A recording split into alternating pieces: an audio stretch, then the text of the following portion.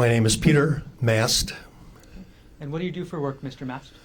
I'm an engineer. I work part-time for a company providing business consultation, about a quarter time. And where do you live? I live in Maui. Who do you live with? My wife, Judith. Mr. Mast, are you related to any person involved in this case? The the victim in this. So, Mr. Mast, can you use the word complainant? I apologize. Arielle Worthington is my stepdaughter. Okay. As of March 24, 2025, who was Arielle married to? She was married to Gerhardt Konig. Will you understand if I refer to Gerhardt Konig as the defendant for the rest of my questions? Yes. And if you were to see him again, would you recognize him? Yes. Okay. If you recognize him in the courtroom, could you point him out and let us know an article of clothing that he's wearing? Yes, he's sitting at the table there Okay. in front of the monitor, second from the left. And could you let us know the color of shirt he's wearing? Black. Blackish, greenish, dark. Okay. Your Honor, may the record reflect the witness has made identification. Record will reflect identification was made. Okay. Mr. Mast, between yourself and your wife, who would Arielle talk to more about her relationship? Definitely my wife. Okay. So where did most of your knowledge about Arielle's relationship come from? Secondhand through my wife. Okay. So I want to stay away from what your wife told you. I understand. Did you have any direct observations, meaning from yourself, about the relationship between Arielle and the defendant between December 2024 to March 2025? Yes, to a certain degree. We interacted with them relatively frequently. And I would say that starting sometime in the latter part of December on into the following year, there was a noticeable cooling in their relationship that was observable to both myself and my wife, which was consistent with what we had been led to believe had happened between them. Okay, and again, we're going to stay away from what you've been told, okay? Yep. Okay. What sort of context did you make these observations in? And I'm asking public or private. Generally, these were private dinners together, that kind of thing. So from the outside, from a public view, was there any indication of any strained relationship? I cannot answer that. Pause for speculation about others. Overruled. The answer will stand. Okay. So your answer is you don't know the answer. I don't know the answer to that. I can't speak to how others observed them. There was limited times where we saw them in, let's say, a somewhat more public environment. One was at a party at our house in January. Okay. Could you explain what you observed at that party in January? Yes, this would be probably sometime late January. It was a Christmas get-together with friends, largely of the Konigs, that was at our house. And I will say that even at the time, I observed an instance in the kitchen where the defendant seemed to go out of his way to demonstrate closeness with Arielle by sort of grabbing her, getting her to come close. I thought it was odd. It was out of character, like he was putting on a show that everything was normal, if you will. Okay. I apologize. Sorry. Mr. Mast, can we strike the last part of that answer? Yes. Okay. So, and again, let's just keep it to what you actually observed, okay? Yeah. Okay. Now, I'm going to move on, Mr. Mast, to March 24th, 2025, okay? All right. On March 24th, 2025, at around 11 o'clock a.m., what were you doing? I was working in my office at home. Okay. Was anybody else home with you that morning? Yes, my wife, Judy. Okay. Did anybody else come into your home that morning? Yes, probably 11:30 in the morning. Emil Konig came over to our house. Who is Emil Konig to you? Emil Konig is a step-grandson. All right. And then what room in the house were you in? I was in my office. Judy was in the living room next door watching TV. I was at my computer working. Okay. And did you eventually leave your office and go to the living room? I did. Okay. My wife called me in. Okay. And I'm going to jump ahead in time, Mr. Mast. As a result of what happened that morning with you, your wife, and Emil, where did you and your wife go? As a result of what we heard, we got a flight and flew from Maui to Oahu.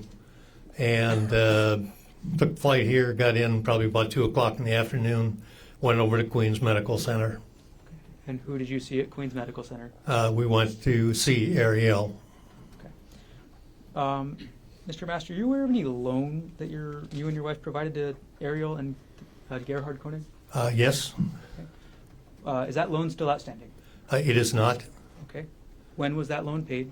That loan was repaid probably sometime in April of that year And how was it repaid? in the form of transaction, a electronic transaction. Okay, and I'm sorry. Who was the person that fulfilled that transaction? Arielle. Okay. Mr. Mast, thank you. I have no further questions for you today. Okay.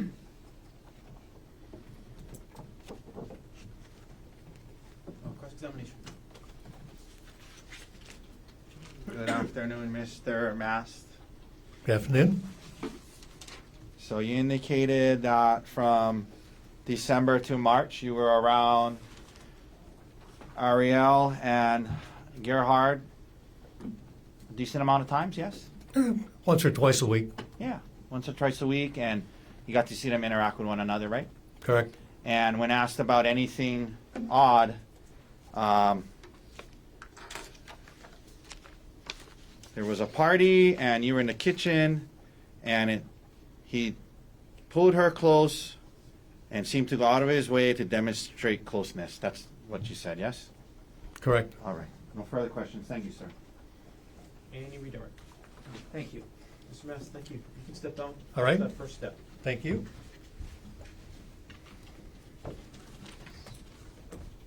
Mr. Gordon. This state's next witness, the state calls Judith Mast.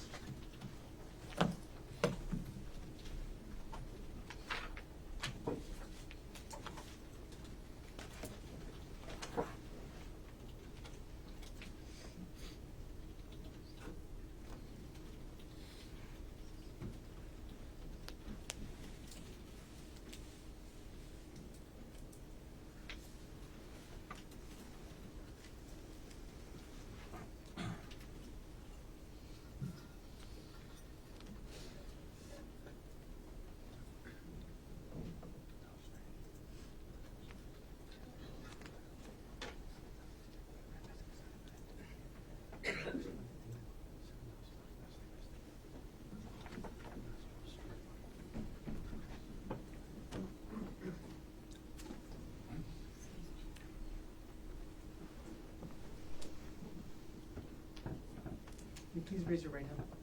You do solemnly swear or affirm that the testimony about to give shall be the truth, the whole truth, and nothing but the truth? I do so swear. Please have a seat.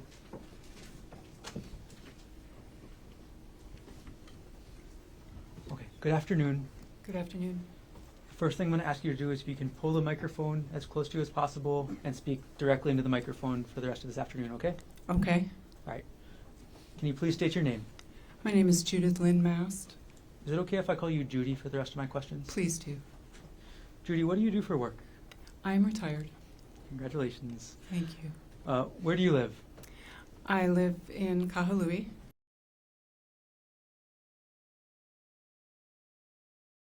And who do you live with? My husband, Peter Mast. Judy, are you related to any person involved in this case? Yes, I am. Okay.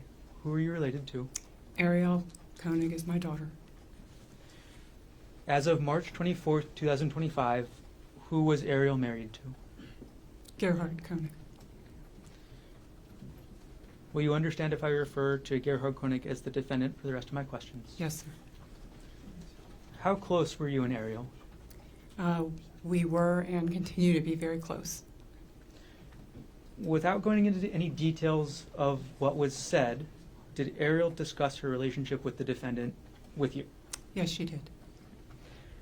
Aside, again, from what Arielle may have told you or may have said, did you have any direct observations of the relationship between Arielle and the defendant between December 2024 to March 2025? Yes, I did. Okay. Can you explain what, and again, speaking from your own observations, what you observed? There was tension, coldness a little bit, and then it started to change.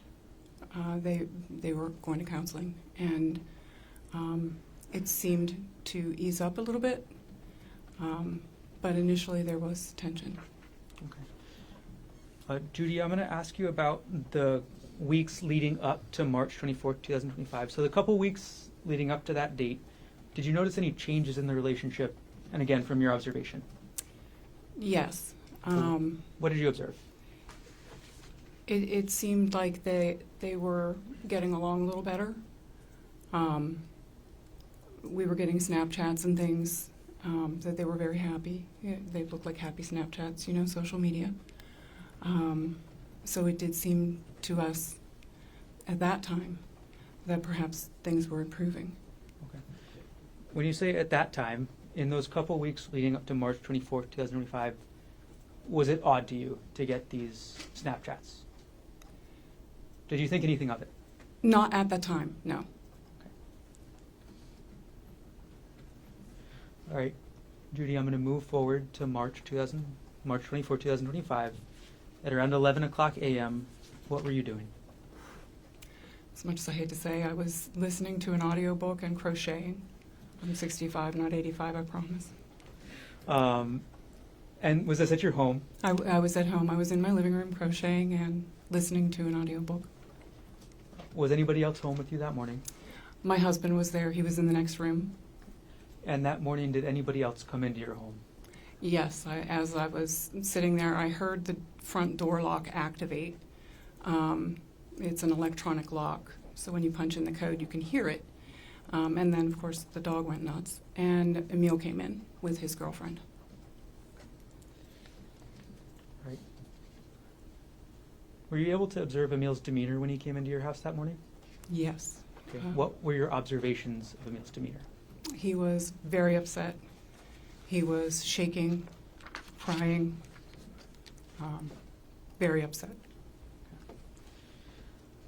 Judy, I'm going to jump ahead in time just a little bit. So as a result of what happened when Emile came to your house that morning, did you call or text anyone? I did. Who did you call? First I tried to call and text Arielle, and I got no response. I checked her location, and I texted the defendant. Okay. We're going to break that up a little bit, Judy. Mm-hmm. When you said trying to find her location, was that Arielle's? Mm-hmm. Okay, and how do you Sorry, Ms. Mast, is that a yes? That's a yes. I'm sorry. No, not at all. Thank you. Yes, sir. Okay, and how did you attempt to find Arielle's location? We share locations we have iPhones, and we share our location in the app. So I can pull up her name in chat and see where she is. We've had it for years, and she was on the Poly, Okay. Is that Arielle's location or the phone's location? the phone's location. And how often did you use the sharing locations function on your phone? Oh, quite a bit. In terms of timing, when did you try and look up Arielle's location on your phone? From the time that Emile came to visit me, through even when because we came to Oahu pretty quickly thereafter, and even when we were at the hospital, her phone was still on the Poly, even though Ari was still in the hospital. So I actually gave my phone to the detective to see if they could locate the phone. Okay. I'm going to backtrack just a little bit, Judy. Mm-hmm. You mentioned that you texted the defendant. Do you remember what time you texted him? It was 11:33. 11:33 a.m.? Yes. Okay. And what did you text the defendant? Is Ari okay? When you texted the defendant, "Is Ari okay?" did he respond saying that Arielle attacked him? No, sir, he did not. Did the defendant respond to your text saying Arielle went crazy? No, he did not. Ms. Mast, when you asked the defendant through text if your daughter was okay, did the defendant respond at all? No, he did not. Thank you. I have no further questions. Thank you. Cross-examination. Very briefly, good afternoon, Miss Mass. When Emil got to your house, he was very upset, visibly shaking, correct? When he came in, yes, he was very upset. He was visibly shaking, yes. Yes. Very upset, visibly shaking, crying, emotional, distressed, yes? He didn't start crying and being very emotional until he started to talk to me. But then, yes, he did cry and he was emotional, yes. At your house, Mhm. while he was there. Mhm. So there were times he was very upset, he was shaking, there were times he was crying, he was emotional and distressed while he was at your house, yes? Yes. All right, thank you, ma'am. No further questions. Any redirect? No, thank you. Ms. Mast, thank you very much for being here. You can step down. Thank Watch you. that first step. Thank you very much.